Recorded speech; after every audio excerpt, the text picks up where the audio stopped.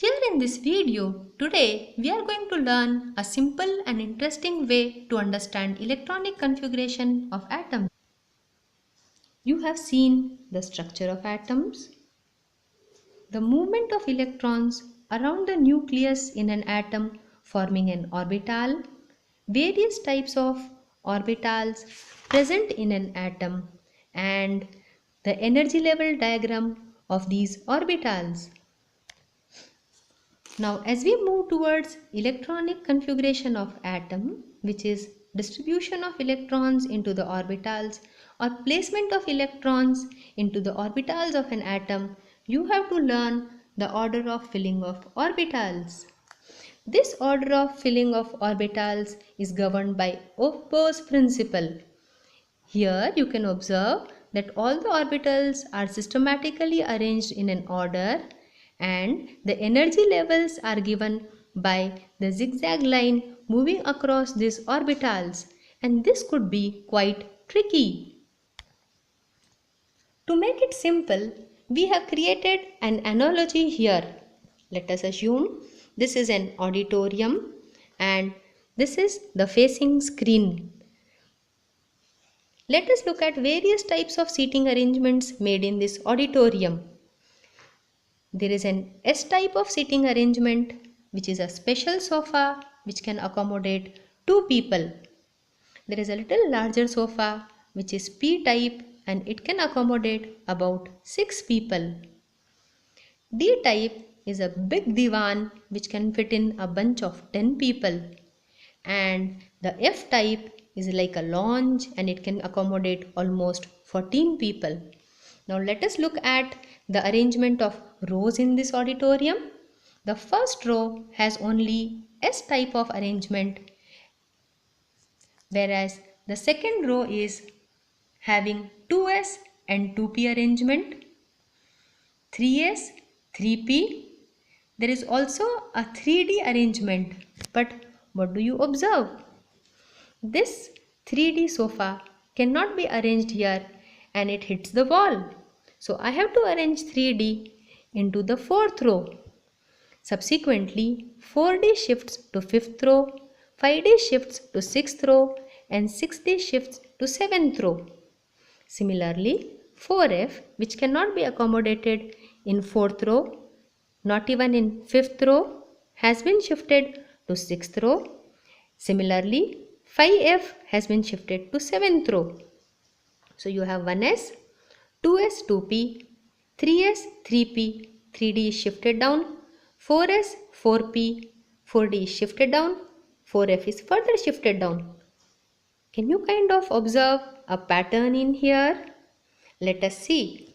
You have 1S, 2S, 2P, 3S, 3P, 4S, 3D, 4P, 5S, 4D, 5P, 6S, 4F, 5D, 6P, 7S, 5F, 6D, 7P. Let us revise this order. 1S, 2S, 2P, 3S, 3P, 4S, 3D, 4P, 5S, 4D, 5P, 6S, 4F, 5D, 6P, 7S, 5F, 6D, 7P. Oh, that's great! If you have understood this, then quite a lot is done. Let us assume on an average day, I have 17 people coming to my auditorium. So how will the 17 people be accommodated? First 2 people are accommodated in the first row on the S sofa, 2. The next 2 on 2S. Subsequently on 2P, and 2P can accommodate 6. This makes it 6, 7, 8, 9, 10.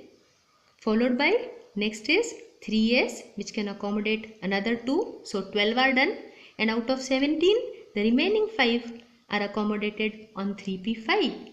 This electronic configuration can now be written as 1S2, 2S2, 2P6, 3S2 and 3p5. Oh, that means you can put electronic configuration as placement of people in the auditorium. Let us try one more. Let us assume we had 20 people coming to our auditorium. So the first two people go to 1s. So it is 1s2, 2s2, 2p6, that makes it 10. 3s2, 3p6, that makes it 18. And 4s2, that makes it 20. So for an element having atomic number 20, the electronic configuration can be given as 1s2, 2s2, 2p6, 3s2, 3p6 and 4s2, which means the atomic number or the number of electrons can be taken as number of people accommodated in the auditorium. That is great.